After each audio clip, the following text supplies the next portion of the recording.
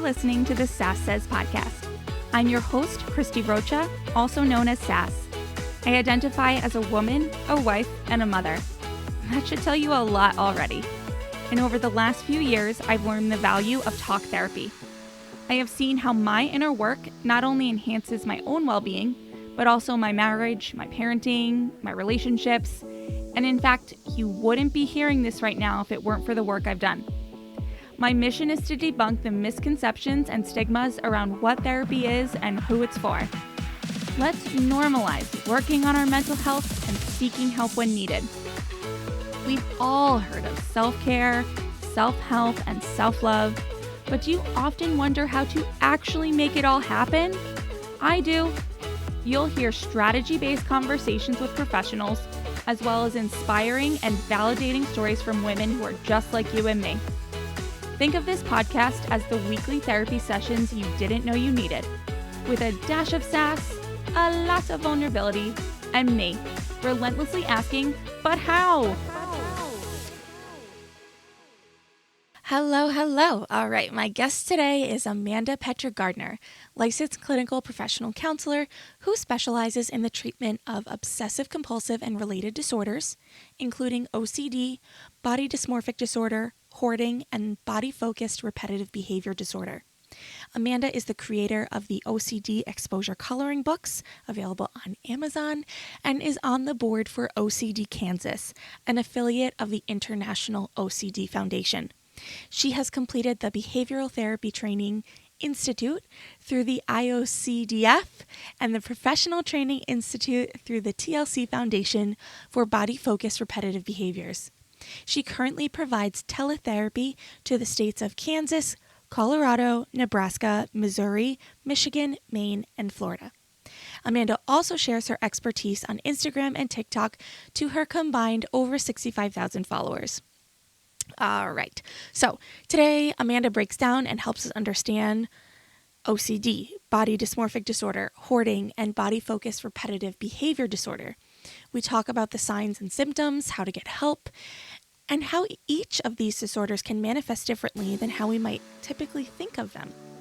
Amanda also talks about social media and content creation. She shares her perspective and experience growing her accounts, as well as our collective experience with normalizing conversation around mental health and the areas in which we can all still improve upon. As always, stay tuned for my final thoughts, and here's Amanda.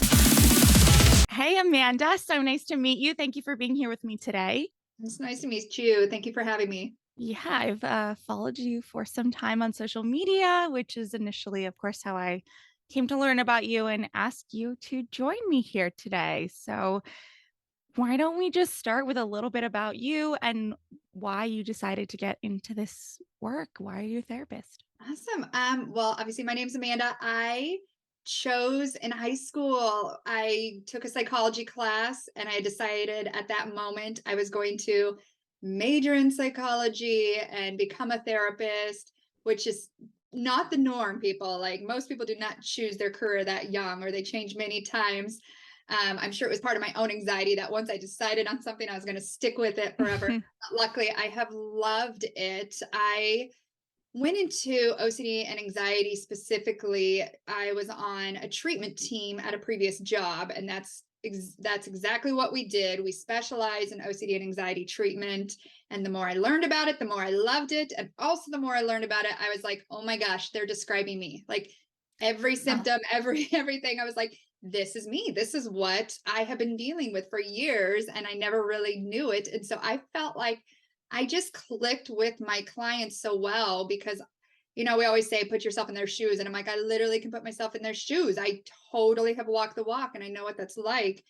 And so probably for the last decade, for at least 10 years, just really focusing in on anxiety and OCD work, and then all the OCD related disorders, which we can talk about if you'd like.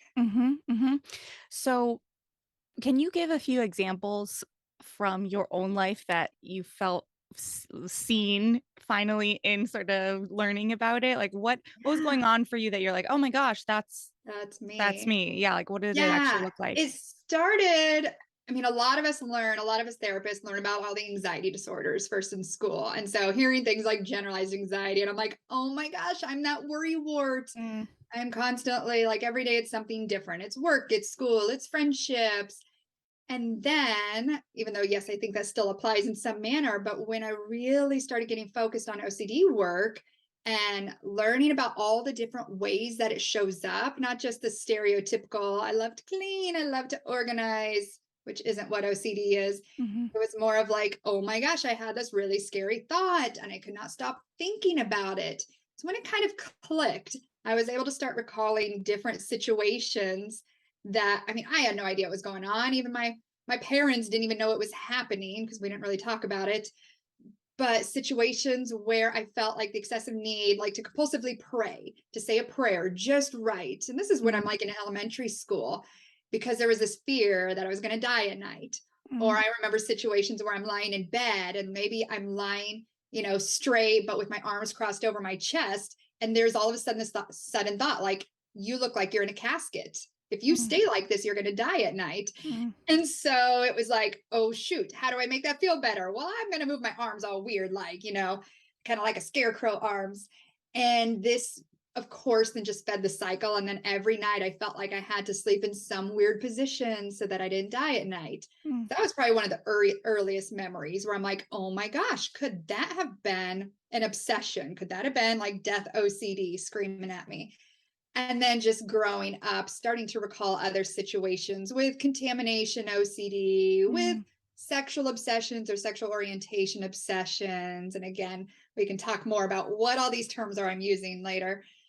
But it was hearing, whether it was when I was learning about OCD and hearing these different types of obsessions that kind of clued me in, but then also seeing and meeting clients and hearing their stories. And I'm like, I'm not just saying that I've been there, done that, felt that, thought that, like I really have. mhm. So those are some of the experiences. Yeah.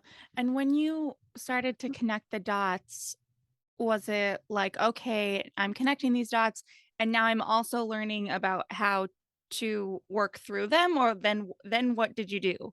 Yeah, it was nice being able to obviously learn the actual treatment for OCD and not just what I've done through life to manage. And so I was able, because I'm very much one that's like I want to practice what I preach. I'm never going to ask a client to do something that I'm not willing to do. Mm, I don't want to just talk the talk. And so I started incorporating these treatments, whether it was exposure and response prevention to my life, saying, okay, Amanda, you have to confront this. You have to expose yourself to this fear, and practicing the response prevention piece, which is reducing these compulsions, these rituals to pray correctly or to do a certain thing to feel better, starting to reduce that. And so it was nice. I kind of felt like I was challenged to be my own therapist as I'm learning the treatment and deciding to practice it on my own. And then obviously, as the years have gone on and I've learned additional like treatments or things that can be effective, it's like I always try to practice that. So I know how hard it is or what it can mhm. feel like when you succeed. Yeah. Have you at any point sought help from another therapist, or have you always done it on your own? Always done it on my own. If anything, that's the one thing I hear people's experiences with therapy and what they got out of it. And obviously, by all means, I could go and do that today, and seek that out. But I think I was still kind of in that generation, not that I'm like super old, but I'm in that generation that we did not talk about mental health. Mm, We did not really even talk openly about feelings, and families and friends at mhm, the time, college, grad school, even being in school for therapy, like we didn't talk in a deep manner about mental health and therapy. Like I don't know one of my friends growing up that went to therapy. I'm sure it was there. right. And so I think there was that part of me that was just like, I'll take care of it on my own. And Mhm, luckily, I was in a good position to kind of do that, being in the field we're in and knowing the treatments and techniques. But I imagine all the people that are out there that had these same thoughts and feelings and behaviors and didn't have the resources, didn't go to school for it, weren't learning the treatments. So obviously that's why I'm a huge proponent of therapy now. I'm very right. biased. I think everybody should have a therapist. Mhm, But yeah, it wasn't something that, was just necessarily natural mm, at the time. mhm. Yeah. So. Okay. All right. So let's get into it. What is your how would you describe OCD to someone who's like pretend no that someone listening has never heard of this before? Good question. So, obviously, it stands for obsessive compulsive disorder. I oftentimes start by explaining what it is not because most people have a preconceived idea what it is. Okay. First, they hear obsession, which I hate the term anyway, because in layman's terms, just in general, the public hears obsession and they think it's something we want and we love and we're passionate about, Mm, right? We mhm, hear, oh, I'm obsessed with makeup and I'm obsessed with cars and I'm obsessed with my phone. And obsessions in terms of mental health is something completely different. It's not something we love and are passionate about. It's actually the exact opposite. It is something, it could be a thought, an image, an urge, a sensation, something that is stuck and just is intrusive and keeps popping up and just eating away, telling us, like, this is scary, this is dangerous, don't think this, don't do this. And so, an obsession in terms of mental health and OCD is actually something we don't want and we didn't do, we didn't create, but the thought keeps popping up. mhm, And then compulsions, the C in OCD, it's that ritual, whether it's a behavior or it's mental ritual we do in our head. It's something that we do over and over again to make the obsession stop, to make it go mhm, away, or to make the anxiety go away. And that's where there's some ideas, some misinformation there where people think the compulsions like cleaning. We love cleaning. Well, actually, a compulsion is something we're not wanting to do. This is mhm, not part of our value system, but it's something we feel like we have to do to make anxiety go away. mhm, So while cleaning is a common compulsion, it's not because our clients love cleaning. It's more because they feel like they have to. Otherwise, they might get sick and die. mm. That was a long explanation, but Yeah, but that's good because I've talked about OCD a bit on the show. I had Jenna Overbaugh, Madina Alam on, and we've yes. talked about these things, but I always find it interesting because, within the same mm, I don't know, within OCD, there's everyone who works closely with it is going to have a little bit of their own take on it. And you said a few things that I hadn't heard before, and I think are really clarifying. Like the it's not the obsession, like, I was going to ask you how it then differs from anxiety, but you said it. It's then the compulsion piece, Mhm. right? Like, anxiety on all different spectrums, but I just think that the intrusiveness of the thoughts, at least for me, is a lot of how anxiety shows up. But it's Right. the acting on it, it's the acting in the compulsion way that makes it different. And I was also going to ask about or just make note that, yeah, like I feel like, saying someone saying, "Oh, I'm so OCD about that," or "I'm so OCD about this," and the cleaning and things like that. Are there other ways that you're seeing that maybe pop culture or media are misusing phrases that you work with in a clinical way?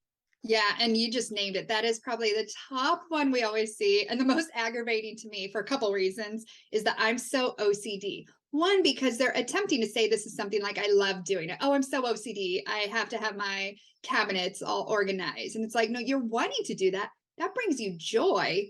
It's not because you had some obsession saying your mom is going to die if you do not line up these pantry items. Yeah. Right. But then just the grammatical part of it, I don't know why it's like nails on a chalkboard to me when somebody says I'm so OCD because I'm like OCD Yeah. is not an Well, it's adjective. It's because it's not like saying ignorant. It's ignorant. Yeah. exactly. And I'm like, we don't do this in the physical health field. We don't say I'm so cancer, I'm so diabetes, I'm so coronary heart Mhm. disease. But something about mental health, you hear it all the time. I'm so ADHD. I'm so bipolar. I'm so OCD. Yeah. And it drives me up a wall because I'm like, you're not even using it correctly. Plus, that's just harmful. Yeah.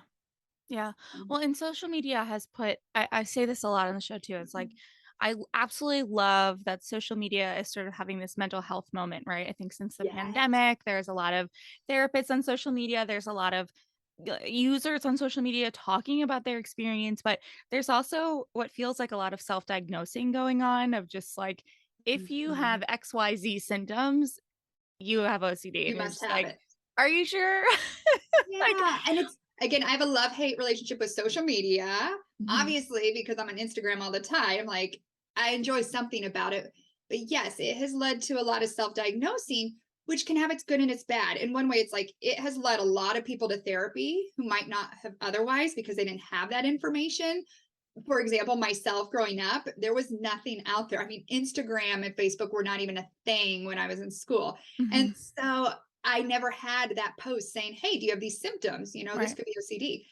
But on the other hand, so many people just decide, oh, I've experienced this one symptom. I must have OCD. And they run with it, right? Mhm. They have already decided. It's like, well, you still do need to get to evaluated because there's more. Even the symptoms I mentioned, the criteria for OCD, there's still more to it than that.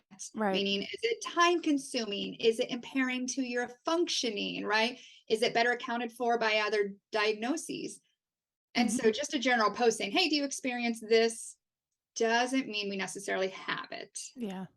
Okay. I will bring us back to social media because, as I mentioned, that is how Oh, I even know of you, but I wanna make sure we get back to some of your specialties because there are quite a yeah. few that I have not talked about at all, even really heard too much about. Um, Body dysmorphic disorder. Yeah. What is that? Yeah. So it's under the category. So imagine umbrella that's obsessive and compulsive related disorders. Obviously, OCD is under that umbrella, but Mhm. so is BDD, body dysmorphic disorder. And all these under the umbrella have some similarities, but are not exactly the same thing. So BDD is this preoccupation with your appearance, thinking that something's wrong or flawed. Or if there actually is maybe a flaw, like we take it to an excessive nature. So this person might be completely stuck on the fact that their nose is crooked, right? And even if, yeah, maybe they truly do have a little bit of, a bump in their nose, they're perceiving it to be much more extreme than it really is. Mhm. So then, because of this, very similar to an obsession with OCD, where it's like they cannot get this out of their head. They are just constantly thinking about this. So then they engage in behaviors to try to make it feel better. So those kind of compulsions might look like mirror checking and measuring and camouflaging or avoiding certain places and activities. Um, one of the main differences, and what I will be honest makes BDD treatment a little more difficult, is that OCD is something we call ego dystonic. That's just a fancy way of saying like that it's not who we are, right? It doesn't align with our character, our values, our qualities. Like we don't want these thoughts, and we're not going to be that person. BDD gets a little bit trickier because it's ego syntonic, meaning it's like we do want our nose to look better. Even though Mm. these thoughts suck and they won't get out of our head, we do want that. We want our skin to be smoother, or we do wish that our breasts were even. So BDD clients don't come in saying, I don't want this thought. I don't want to think this. I don't care about smooth skin. They actually do want it, which is why I said makes the treatment just a little trickier because there's a lot of working on that insight, Mhm. into the diagnoses, um, and recognizing how those compulsions aren't necessarily helping. Mhm. And when we engage in them, I think of a common compulsion with BDD is surgery, Mhm. right? Plastic surgery, where the person actually does want this and they do want to look better. Mhm. And if they do it, it's not like that fear, that preoccupation is magically gone. It's like now they're deeper into the hole. Now they feel like they need another surgery and have to continue until they receive the idea of perfection in their head. Hmm. Okay, so a couple of questions are coming to mind. Mm-hmm. Is the treatment generally the same for BDD that it is for OCD? Like, I've talked a lot about uh, response response Yeah, prevention. prevention. Yeah. Thank you. um, is there a variation of that for BDD, or what does the treatment actually look like? Yeah, really good question. There are some similarities in treatment. So, exposure and response prevention, which I mentioned Thank you. earlier, is kind That's of the what I was go to thinking. treatment for OCD. It involves this gradual confronting the fear and then reducing the compulsions. That is definitely used in BDD, but is not the only component because there are those differences. So, just one example of what else is included in BDD treatment is something called perception retraining or mirror retraining, which is helping the client learn to see themselves in the here and now, using their senses almost factually, as opposed to, they might look in a mirror and be like, oh my gosh, I'm hideous and my face is just broken out, as opposed to mirror retraining would be very much like, okay, there is one red pimple on the top of my right cheek.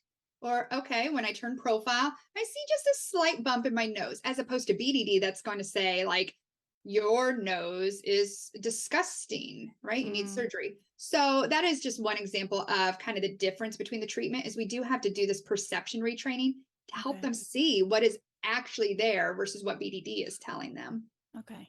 Okay. And, this tends to happen here. I make things about me. Um, That's okay. We all do it. Like, oh, I can relate to that. I have my listeners know I've been on a very, very long now. Well, it's long for me, you know, body image journey. I'm a couple of Mhm. years postpartum with my second and with the pandemic and some, changes in my mental health and things. This is a constant on my mind, and it's something I'm working through with my therapist and meditation and all the things. I'm reading all the books, I'm doing all the things. And, you know, I think this is where mental health is so tricky because I would have never, and I still don't think that it's at the level of a disorder, Mhm. but a lot of the things that I've been trying to do are very similar to what you're talking about, like just looking in the mirror and trying to see what's really there and not like what I see in my head or, Yeah. trying to just speak kindly to myself internally and not be like, "Oh, your stomach's disgusting." Like it just I think I don't know. It just really is tricky because I know that there are aspects of it, right? Like I'm not then to use your example, and I'm sure there are other examples of what the compulsion might be, but I'm not going to get surgery. I'm not this, but it's like it's a gray area. It's Yeah. You really can gray see how area. it could go down that spiral Yeah. of And doing one little compulsion, and then obviously that doesn't resolve anything, or it brings momentary relief, which feels good, but then that always fades. And then we feel like we have to do more. yeah. Yeah. Yeah, Yeah. it's tricky. The other thing I was wondering as you're talking is, um, are these things that someone is, are these onset in childhood or adulthood? Are you born with something like this? Like what is the coming to be of Good these sort of question. disorders? Again, at least with OCD, I don't know the exact stats with BDD, but I'm guessing there are some similarities since they're comorbid disorders. Like with OCD, the onset tends to be more childhood. I should say, like late adolescent, those teenage years, and then also, again, young adulthood. Okay. They have found there is a genetic component. So you are more Okay. likely to have another relative that either has OCD or maybe another OCD related disorder or anxiety disorder.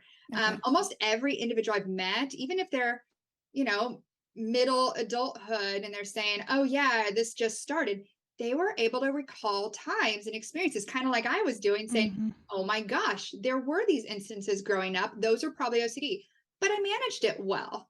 Like, obviously, could have done better, but it's like, I was able to continue with school and family and friendships and life and marriage and kids. But then people don't tend to come in until it is something so big that they can't manage. But it doesn't necessarily mean that OCD just started when you were 40 years old. It's like you've probably had this. Mhm. Again, most likely you were born. This is how your brain works.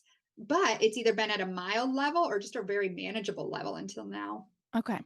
Okay.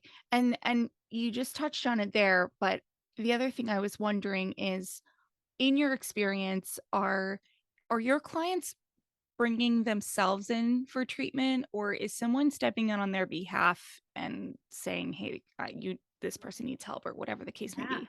The majority of mine, at least with adults, the majority of mine, teenagers and up, they bring themselves in. I've, of Okay. course, had a handful of people where it's a family member saying you need to get help.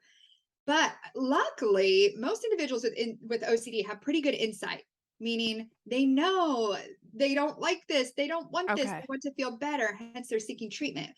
Versus a couple of the other obsessive compulsive and related disorders, BDD being one of those, Hmm. Even though the statistics are higher for BDD, meaning there's more likely to have that diagnosis than OCD, Oh, we interesting. see way fewer individuals with BDD coming into treatment Yeah. because they're not necessarily recognizing this as a concern or a disorder.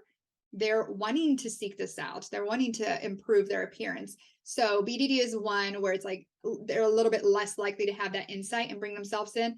And then also hoarding disorder. We tend not to get that's under the umbrella of obsessive compulsive and related disorders. They're less likely to bring themselves in because they don't see it as a problem. So Hmm. most hoarding disorder clients I've seen, a family member is usually the one encouraging them because it's gotten to the point it's impacting their functioning. Okay. And I'm going to that next. But before I do you see any connection between BDD and eating disorders? There is some. So as far as the criteria is concerned with BDD, is it does not cover like weight, fat, calories, all that. If that's the concern, then it typically goes into the eating disorder category. Okay. So if our Okay. concern is with with our weight, then that's what we're looking at is eating disorder. Now there are a lot of very similar almost criteria or Hmm. components of it.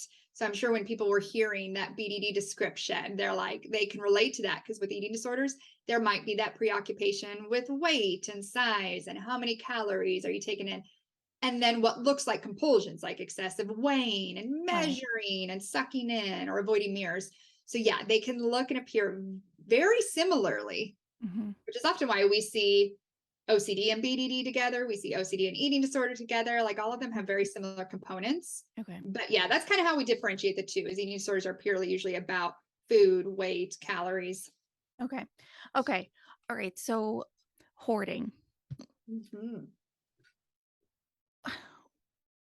Where I have my personal experience with this. I used to work in property management, and there were a Mm-hmm. few times where we would need to go into an apartment, and I remember just having such an emotional experience, just seeing some of the situations that I was seeing. I'm choosing my words carefully because I am ignorant, and this is why you're here. Like how does one how do you get to the point of this being a thing? Like what is the root of a hoarding disorder? I'm glad you asked that because there's still research being done. Not everybody is exact same. To kind of give you a history, hoarding used to be not even its own diagnosis, but was considered OCD. Okay. Like, there's all the different themes of OCD. Like you have contamination OCD, religious OCD. Well, hoarding used to be almost one of those themes. Like we would ask our OCD clients, like, do you keep things? Do you collect items? Have difficulty discarding stuff?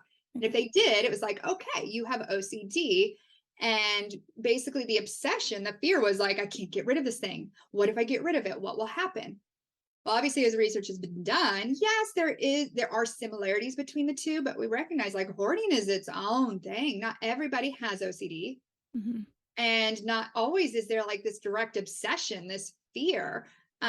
It can be there can be a trauma background, Mhm. right? There can be grief or a loss. I mean, this isn't all across the board, but we have seen many individuals with or with hoarding that it's like those items are almost filling a need, right? Mhm. They have made an attachment to certain items, whether it's they hoard animals or they hoard trash or they hoard brand new things from the store or stuff from garage sales. Like those items now have this new attachment or meaning to it for what it's doing in their life. And then Mhm. obviously part of the criteria, they have difficulty discarding it. It's a Mhm. good question. Some components of genetics, some comorbid disorders like OCD, but there does seem to often be some kind of background or history as well that has led to it. Okay. And so this being one that you would more typically see someone seeking treatment by way of a family member, Yeah. friend, talk to me a little bit about how that family member or friend should best approach that person, because I feel like that was always tricky in our situation of my experience of just like you said, like not really seeing an issue, and then our sort of line was always fire safety, right? Like it wasn't safe and that's what we would talk to the person about. But, here we are. I was like 20 something years old trying to talk to someone about what was clearly a very, very deep mental health issue. So give some advice, if you would, for someone Yeah. who needs to talk to someone about this. Yeah, and as I mentioned, there tends to be a little less insight with hoarding disorder. They don't recognize this as a problem. Yeah. And so it is this gentle, supportive conversation to be had to help them like explore, is this, impacting their functioning in any way? Is it keeping from their kids coming home to visit them now because there's so much trash? Is it causing fire safety hazards? Mhm. Firefighters would, or anybody would not be able to get in the home to help Yeah. them, if something happened. So usually I find that the best way to discuss, not in a you need help, but more in a way of like, is this causing any problems for you? And they Mm, might say, nope, no problems. And so that might be our job to kind of help them gain insight into seeing like what it could do. Is it causing strain on their relationship? Is it depreciating the value of their home because it's just trashed? It is it is difficult for the therapist when somebody comes in and they're not wanting to. It's because mhm, somebody else is telling them they need to. We're mhm, only going to get so far then because of, the lack of insight or the defensiveness. So if the conversation, whether with their loved one or, staff person like yourself or a therapist, can bring it from a place of like, is this creating any problems? Is there anything that you would like to see better in this situation? mhm. That'll help us get started. Anything in particular that one wouldn't wanna do? Oh, I think like I mentioned, just you have a problem, you need to stop doing this, that very almost abrasive and Okay. blunt, even if the words might be true that there is a problem and it's maybe upsetting family members. Yeah, and that That probably is could apply across the board here. exactly, you're Yeah, so right. And yeah, so instead, just coming from this gentle, supportive nature of like, is this something you want to look into? Is this causing any problems for you? Because there's help out there. mhm. Okay, okay. Anything, of note that I have missed about hoarding that is important to mention here? I think, and I kind of just mentioned it, but just the number of ways that hoarding can look. Okay, Most people have the idea from the hoarding shows yeah, that it's just a bunch of trash. yeah, Like I mentioned, it could be brand new items where the person right, cannot stop shopping and their rooms are just stacked from, floor to ceiling with brand new items. But we have seen people that hoard food, that hoard animals is a mhm, common one we forget about. mhm, And again, it's always the same kind of function behind it. It's like those animals or that trash is serving some kind of need there. mhm, There's some fear about taking those away or discarding items. yeah. Yeah, we saw both, and I'm glad you said that because yes, I think you're right. Most people picture the hoarding show, and I think what was so just initially jarring, to be honest, and then so almost just sad was that like there were people that I could have easily been on that show, and then like you're right, there were others that it was sort of it was I don't wanna say hidden, but it was, like, hidden well, like, it was disguised well, like, it was newer items, it was this, but when you went into the apartment, there wasn't a single place to sit down. There wasn't and like I said, for us, it was always in an emergency, can the fire department get from one room to the other? And that was always the consistent no. And, yeah, it was troublesome because a lot of times there was enough awareness that the residents would not put in maintenance requests until it was absolutely dire because they kinda knew that we were gonna have an issue, or I don't know, or maybe shame, I'm sure is part of it, as, all of it. And, yeah, it was sad, because now they're in a situation where their apartment might have been in, like, this dire need of something, and you're like, People can't come in to help. So yeah, that might be "Yeah, the hook. For some, their yeah, family is their hook saying, I've noticed that your kids haven't come and visited for a long time. Is that mm, possibly because there's no place to sit? yeah, Right? yeah, Or the fact that like maintenance cannot come in and right, fix your fridge like you would like. yeah." Yeah. Okay. All right.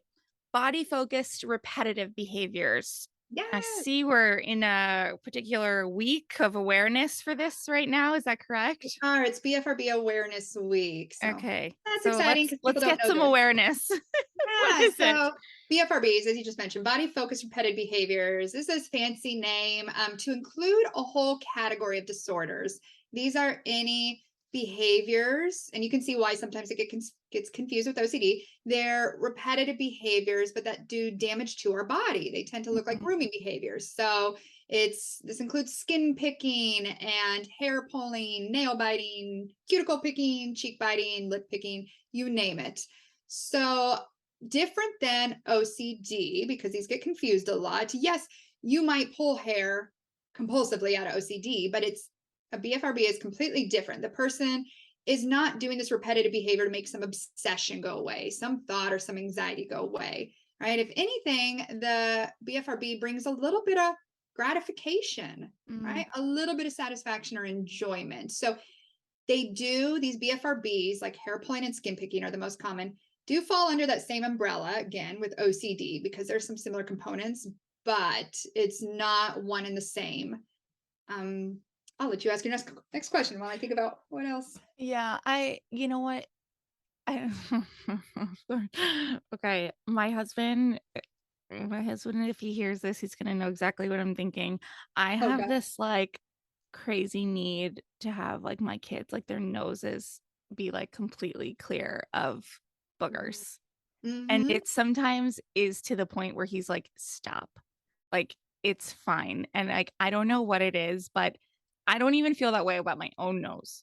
It's like Right. their noses need to be clear, their ears need to be clear. And like, I'm talking beyond when they have a cold. Yeah. And there are times where I'm like using that nose Frida, like it's my best friend, and they are uncomfortable. And I'm like, you should stop. This isn't necessary. And I don't know. I just don't want to. You I know, want that nose to be clear.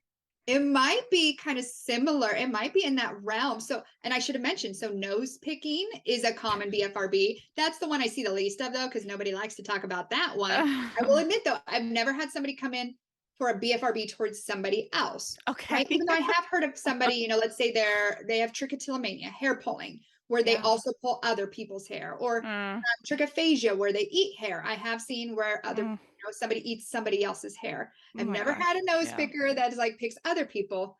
I think one important thing though, as part of this category, is that it causes damage. So it causes hair loss, causes bleeding or scarring. So Okay. nose picking, it would be like, is it causing any kind of damage to them? Probably not. You're such a kind mother. I know you're probably not doing damage to their little I noses, but hope not. it can show you how it can start. And what's interesting with BFRBs, it's still relatively new in the research world, meaning they're still trying to figure out, where does this come from? Why do Hmm. people do this? But they have found a lot of obviously genetic links once again, but there are some sensory components to it, Hmm. right? Like it might feel, I'll use your nose picking example, like it might feel good and like satisfying to like get something out, right? You Yeah. might enjoy the visual, the sight of that juicy booger and pulling it out.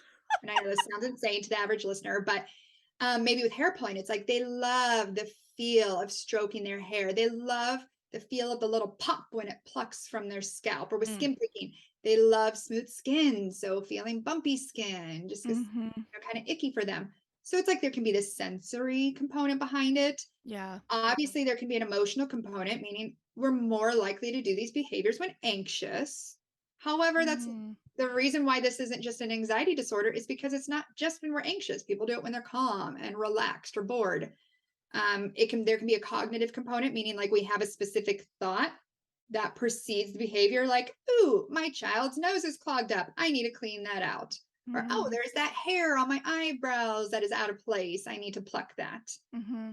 There can be Hmm. a thought behind it. It can also just have almost become a life, have a life of its own, this motor habit where it's like we're just doing these things and we're not even aware of it. Yeah. I give all those examples to say, because this impacts treatment, is there could be a lot of different functions and reasons behind the behavior, and every individual is so different. Hmm. I've not had one BFRB client that is exactly like another, which means treatment is really tailored to their needs and what is their BFRB doing for them. Mhm, mhm, mhm, mhm. You still thinking about the nose picking? Of course I am, because now I'm like, "Oh my god, oh my god, oh my god." Well, the other thing that came to mind as you were talking, and, I think it goes back to, it's not revolutionary information here, but this is where, like, to me, again, mental health is there's such a gray area. Like, my daughter was 2 years old when my son was born, and my son was born, you know, 2020, February 2020, and so our whole world changed like the rest of the world, and I don't remember, I think it was that summer, and we noticed she was, like, pulling her hair out at night, and she had, like, a little bald spot, and, um, her doctor was pretty convinced that it just had to do it was, like, her way of coping with Soothing. the stress of, like, life-changing, new baby, all the things, and what ended up helping her was we got her, a doll with really, like, hair that felt very real, and so that doll looks a little strung out, if I'm being honest, Uh-huh. but it helped her, but Tricho say the word Yeah, again? That trichotillomania. Thank you. That, like, would come up when I was Googling and this and that, and Right. she's not done it since. Like, it was a phase and this and that, and like I said, that's where it's hard because I would read the symptoms of that and be like, "Yeah, kinda, maybe," and then you're like, "Oh my god, is she gonna be dealing with this her whole life? Like, what's going on?" I don't know. I don't know. It's Yeah, so baby trick, it's a real thing. The good news with baby trick, I'll admit my firstborn also pulled her hair, and the majority of baby trick cases kind of, fade away on their own, right?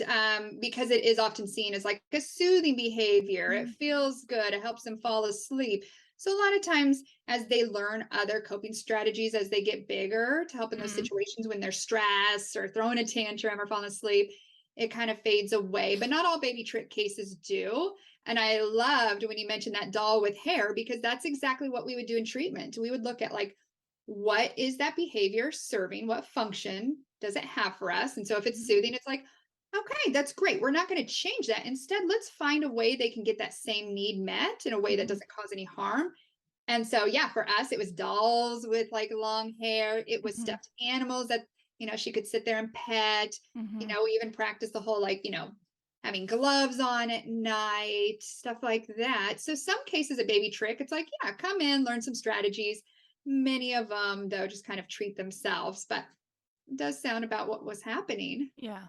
What with kids, when you're I don't know, I feel like as a parent now, I know you're a parent, like, Uh-huh. with either any of the disorders that we've mentioned, let's throw in anxiety, just a generalized anxiety. Like, what do we want to be looking for where we see like that we've crossed over a line of like this is developmental behavior versus maybe we want to get our kids with a therapist or evaluated or something.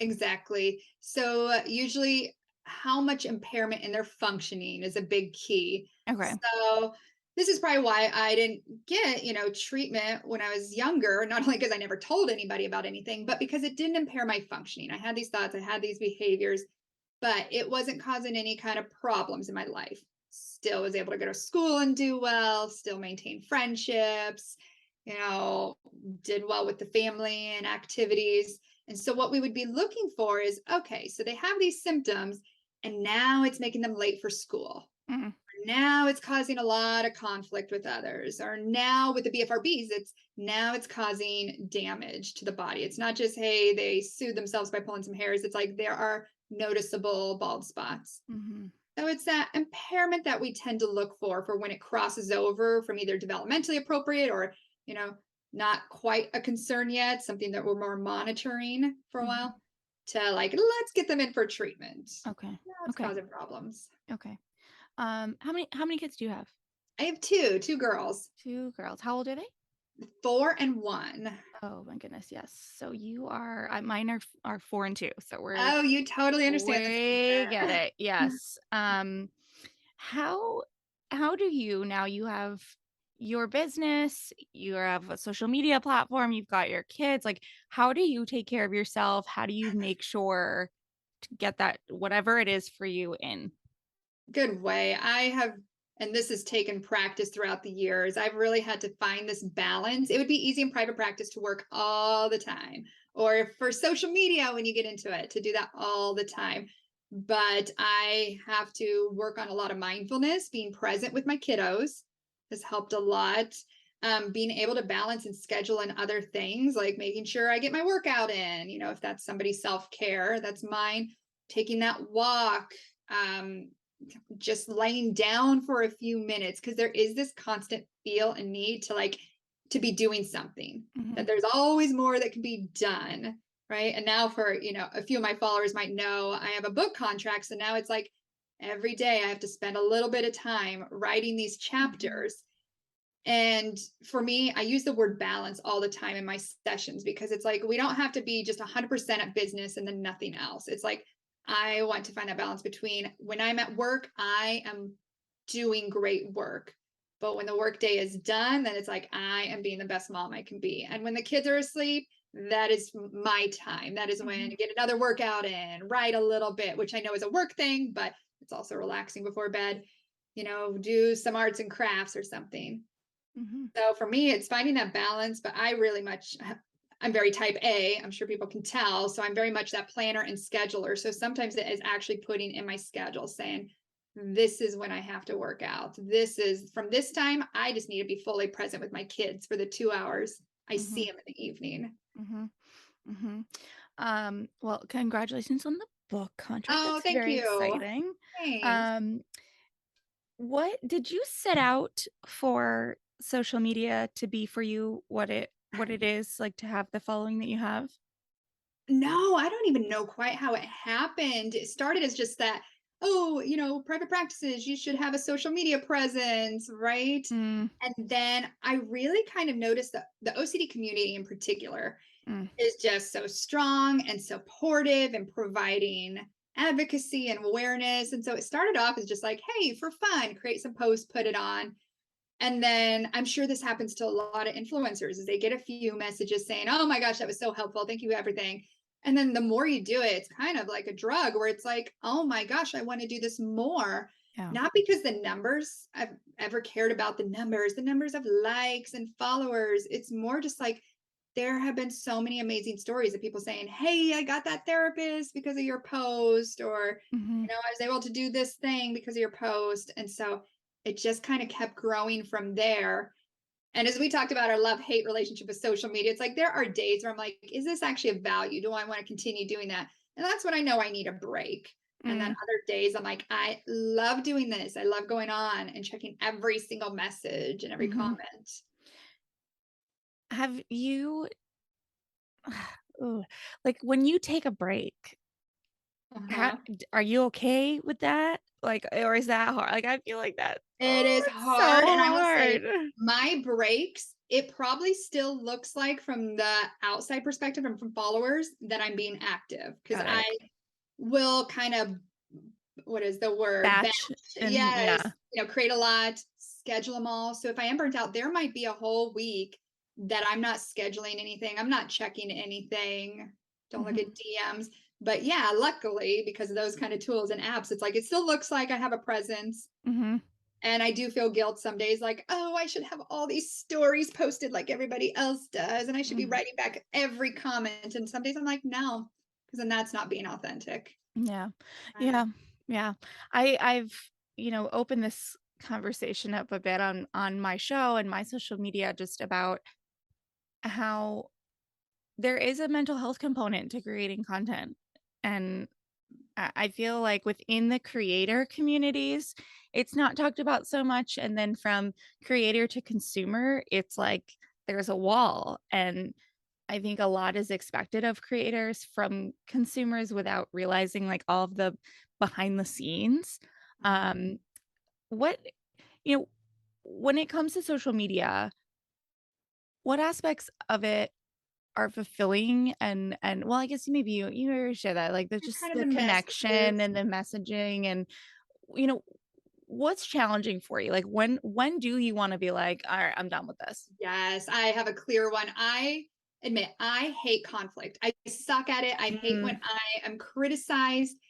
And of course, we all know on social media that is what happens. And I could have 99 great comments about a post, but then somebody will be like, this is clearly wrong, or this is stupid, this is clown. I was about her to cuss. voice is annoying. Yes. Like the And I'm dumb like, ones that are just that, yeah. and again, that just goes to my own personality and my own mental health is like, that eats me up. And Mm, I'm not ashamed to admit, like, that is something that I will think about for days. mm, And I have actually learned just throughout the years, like my boundaries and to preserve my own mental health, it's like, you know what? I'm shutting off comments on that post.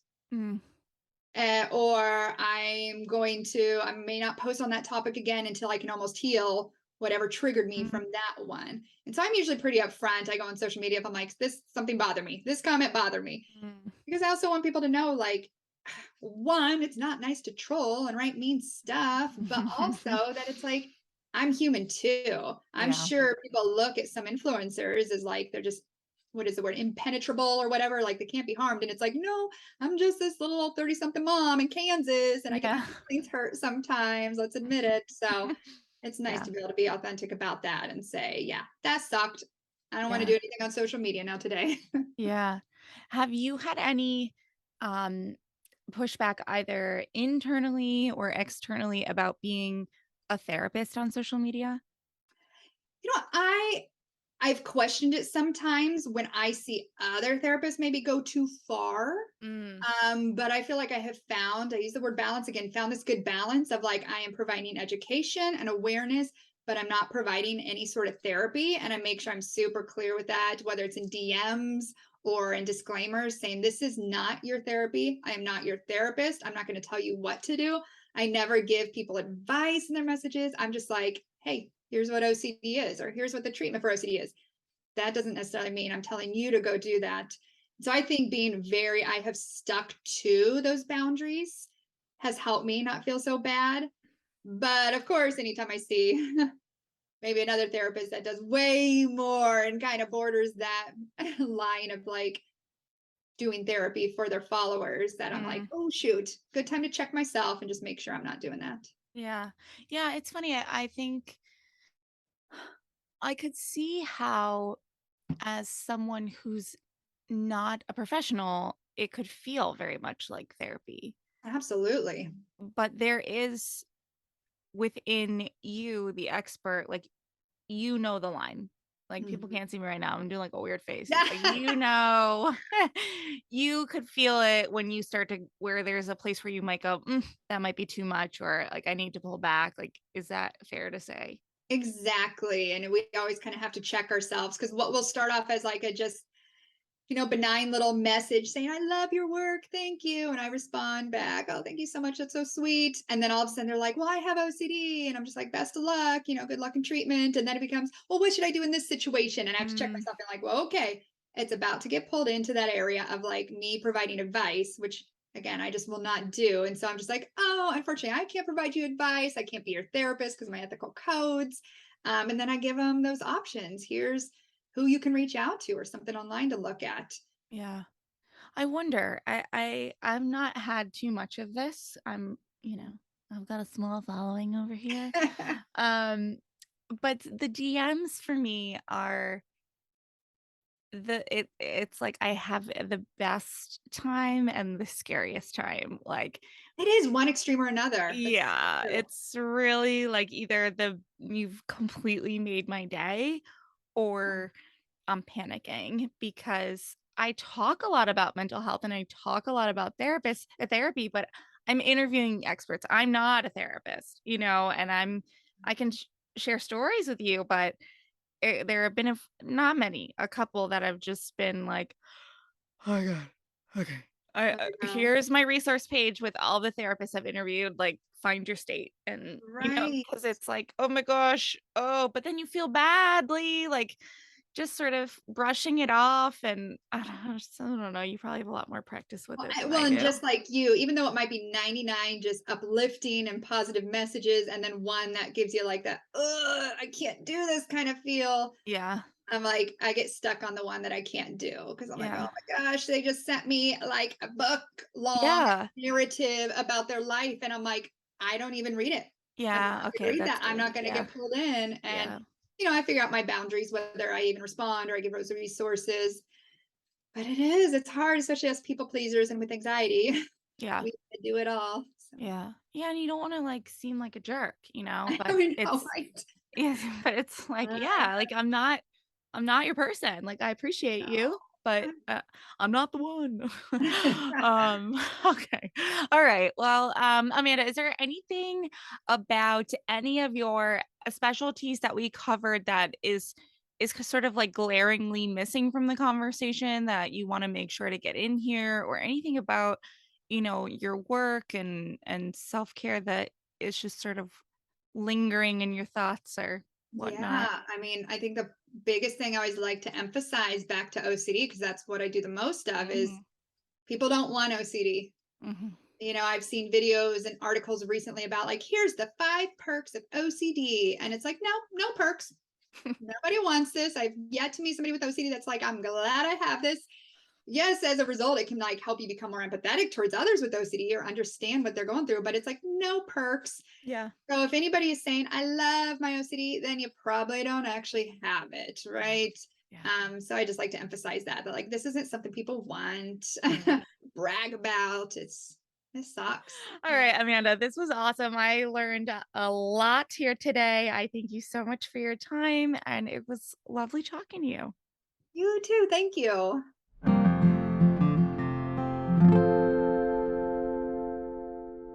All right. So I just want to reiterate Amanda's bottom line. And that is that no one wants OCD or any of the related disorders. So first and foremost, yes, we need to take phrases like I am so OCD or I am so ADHD about X, Y, and Z or anything like it out of our worldwide vernacular. When she made the connection to physical medical conditions, it makes a lot of sense, doesn't it? We don't say, I'm so diabetes about X or I'm so cancer. Like, we just don't do it. So, why do we do it with mental health? Why do we make mental health issues adjectives? They're not. So, let's all agree to just stop. And the other point that I want to make about that really sunk in with me was the difference between, she gave the example about, keeping a clean house or having your, I don't know, I think it was like her drawers or your cabinet doors aligned a certain way. Like, if you like that and it makes you happy and it feels a little like I gotta have it this way, that's not really OCD, because what the point she made was, which is like, I just keep thinking about it, is that someone with OCD might keep their cabinets a certain way or their drawers aligned a certain way because they actually fear real harm to themselves or others if they're not that way. It's a huge difference.